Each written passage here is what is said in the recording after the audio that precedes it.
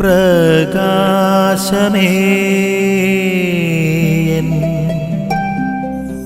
മിഴി തുറക്കുക വേഗം. ഈശോമിശിഹായ്ക്ക് സ്തുതിയായിരിക്കട്ടെ. ഞങ്ങളൊരു വചനദീപ്തി എന്ന വചന വിചിന്തനത്തിലേക്ക് സ്വാഗതം. ചെന്നായ്ക്കളിടയിലേക്ക് ചെമ്മരിയാടുകൾ എന്ന പോലെ ഞാൻ നിങ്ങളെ അയക്കുന്നു. നിങ്ങൾ സർപ്പങ്ങളെ പോലെ വിവേകികളും പ്രാവുകളെ പോലെ നിഷ്കളങ്കരുമായിരിക്കുവൻ. സ്നേഹമുള്ളവരെ, മത്തായിയുടെ സുവിശേഷത്തിലെ 5 പ്രധാന പ്രഭാഷണമുണ്ട്. ആദ്യത്തേത് ഗിരിപ്രഭാഷണം എന്ന് പറയും. രണ്ടാമത്തേത് അപ്പോസ്തലന്മാരെ അയക്കുന്ന പ്രേക്ഷിത പ്രഭാഷണമാണ്. പിന്നെ ദൈവരാജ്യത്തിലേക്കുള്ള പ്രഭാഷണമുണ്ട്, യുഗാന്തത്തെക്കുറിച്ചൊക്കെ ഉണ്ട്.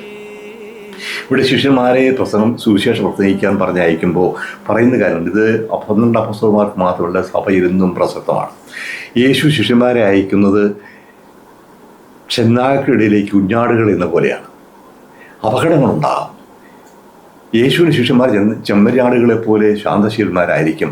അവർ ചെയ്യുന്നപ്പെടുന്നത് ക്രൂരന്മാരായ ചെന്നായ്ക്കളുടെ മധ്യത്തിലായിരിക്കും. പക്ഷേ വിവേകം വേണം, ശാന്തത വേണം, പ്രതീക്ഷ വേണം, ശക്തി പ്രത്യാശ വേണം. അപ്പോൾ കുഞ്ഞാടുകൾ ചെന്നായ്ക്കളുടെ മധ്യത്തിൽ എന്നപോലെ ജീവിക്കുമ്പോൾ ഭയം വേണ്ട, ദൈവം നമ്മുടെ കൂടെയുണ്ട്. അതേസമയം യേശു പഠിപ്പിച്ച വിധത്തിലായിരിക്കണം നമ്മൾ ജീവിക്കുക. അപ്പോൾ എന്നും സഭയ്ക്ക് പ്രസക്തമാണ്. സഭ യേശുവിന് ശിഷ്യന്മാർ എന്നും പീഡനങ്ങൾക്കിരയായിട്ടുണ്ട്.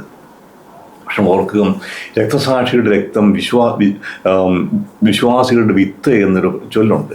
എവിടെ രക്തസാക്ഷികളുണ്ടായോ, എവിടെ മതപീഡനം ശക്തമായോ അവിടെയാണ് ഏറ്റവും കൂടുതൽ സഭ വളർന്നത്. ഇന്നും സംഭവിച്ചുകൊണ്ടിരിക്കുന്നതാണ്. യേശുവിൽ വിശ്വസിക്കുകയും ആ വിശ്വാസത്തിൽ ജീവിക്കുകയും സഹിക്കുകയും ചെയ്യുമ്പോൾ അത് മരണം ജീവിതത്തിലേക്ക് നയിക്കുകയാണ്, മറ്റുള്ളവർക്ക് സാക്ഷ്യമായി തീർന്നു. ഇന്നും സംഭവിക്കും. അപ്പോൾ യേശുവിൻ്റെ പ്രബോധനത്തിൽ ജീവിക്കാൻ നമ്മൾ മടിക്കേണ്ട. ക്രിസ്ത്യാനി എന്ന കാര്യത്തിൽ അഭിമാനിക്കുക. പീഡനമുണ്ടായാൽ ഭയപ്പെടാതെ മുന്നോട്ട് പോവുക. ഈ പീഡനം നമ്മൾ ചെയ്യുന്നത് ശരിയാണെന്നുള്ളതിൻ്റെ ഒരു തെളിവാണ്.